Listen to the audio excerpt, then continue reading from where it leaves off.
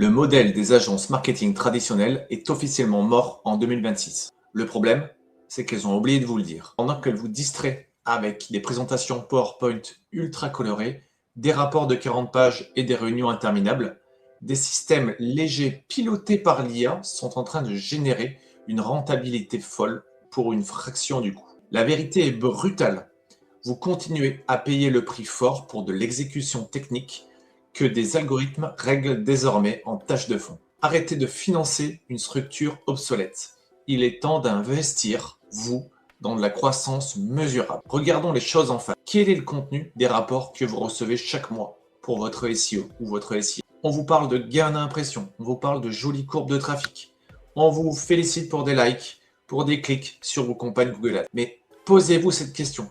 Depuis quand les impressions payent vos salaires à la fin du mois? Le search traditionnel est devenu le royaume des vanity metrics. Les agences adorent les chiffres flous parce qu'ils sont faciles à faire grimper sans pour impacter votre compte des résultats. C'est de l'écran de fumée. Tout ça pour masquer une dure réalité.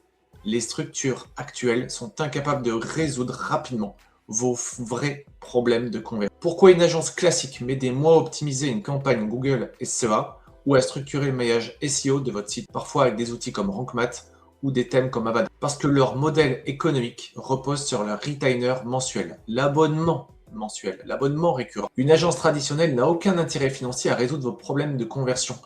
Et tout ça en 2 semaines. Si elle le fait, elle perd de l'argent. Et vous aurez envie d'arrêter de payer. Elle a besoin de diluer de l'effort, de facturer du temps humain et de vous faire croire que le SEO, le SIA, eh bien, c'est une science obscure qui nécessite 20 heures de maintenance manuelle par mois. L'IA a brisé ce plafond de verre. Ce qui demandait des jours auparavant, en termes de main-d'œuvre, eh bien, pour analyser l'intention de recherche ou pour rédiger des variantes d'annonces, se fait quasi instantanément aujourd'hui. L'agence ne vend plus de la performance désormais, elle vend son incapacité à s'adapter. L'époque où on dépensait des milliers d'euros pour la notoriété de marque abstraite est révolue pour les PME en 2026. En 2026, justement, la seule stratégie qui fait sens, c'est la mise en place de systèmes pilotés par l'intelligence artificielle et par l'intention de recherche. Au lieu de courir après tout le trafic de la Terre, vous devez déployer l'IA pour cibler uniquement les utilisateurs qui sont prêts à acheter.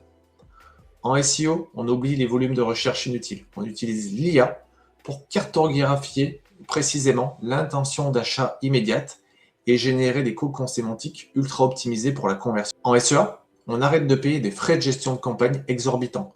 On automatise la structure technique des annonces grâce aux algorithmes pour concentrer son budget sur l'offre et sur l'expérience utilisateur. Vous avez de moins en moins besoin d'exécutants techniques. Vous avez besoin d'une architecture de conversion. Reprenez le contrôle de votre croissance. Le choix qui s'offre à vous est simple. Soit vous continuez à payer le locaux de bureaux parisiens ou les marges gonflées d'une structure marketing obsolète, soit vous passez du côté des entreprises agiles qui utilisent l'IA pour capter directement la valeur là où elle se trouve. Si vous voulez comprendre comment auditer votre système actuel et éliminer ces coûts intermédiaires inutiles, abonnez-vous. On va démontrer ensemble les mécaniques de cette transition dans les prochaines vidéos. Donc je vous dis à très vite. Pourquoi je dis que les agences marketing traditionnelles sont mortes en 2026? Parce que de plus en plus d'agences, de décideurs veulent arrêter de fonctionner comme elles fonctionnent actuellement. On sait que dans les entreprises, c'est tendu cette année et de plus en plus à l'avenir. On sait que les agences médias, leurs contrats sont remis en cause.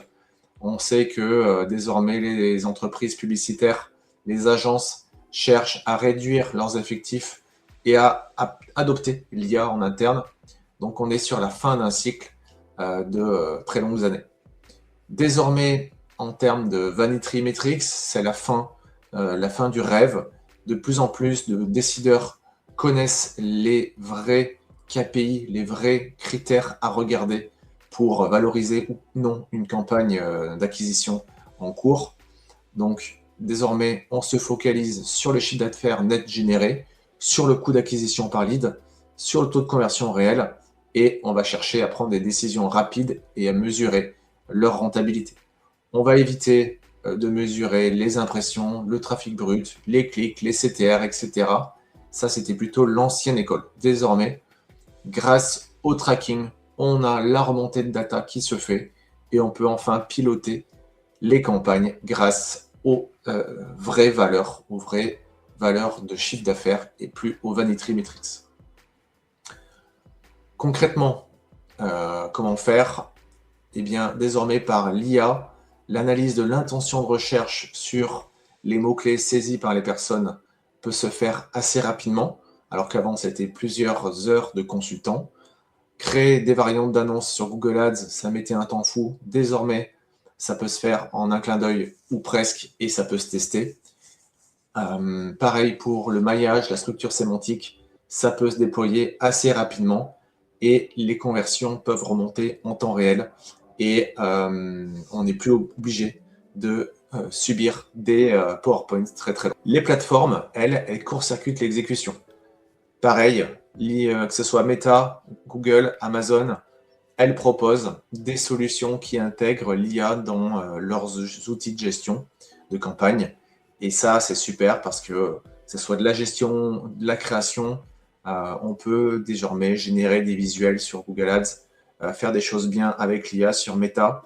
Donc, on n'est plus dépendant d'exécutants pour tester des choses. Et ça, c'est la grande nouveauté de 2026.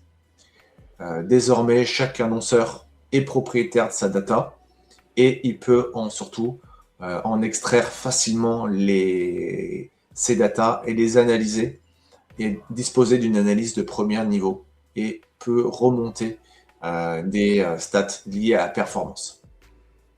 De plus en plus de PME s'équipent en France, ça c'est la bonne nouvelle. Grâce à ça, eh bien, le temps de création de contenu, on voit, il peut être divisé par 4. Le temps que ça fait économiser, c'est loin d'être négligeable.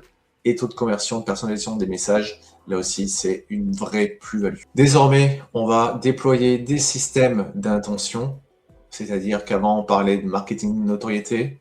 Désormais, on va chercher à mieux traquer les utilisateurs qui convertissent et à déployer les bons contenus, les bonnes offres, que ce soit en référencement naturel ou en référencement. Quelles sont les sources? Vous voyez, vous avez pas mal d'articles ici, vous pourrez aller voir pour creuser le contenu que je vous propose.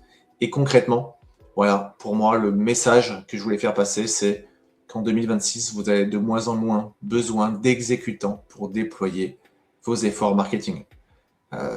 Vous avez plutôt besoin d'une architecture de contenu, d'une architecture de conversion dédiée à la satisfaction de votre client final.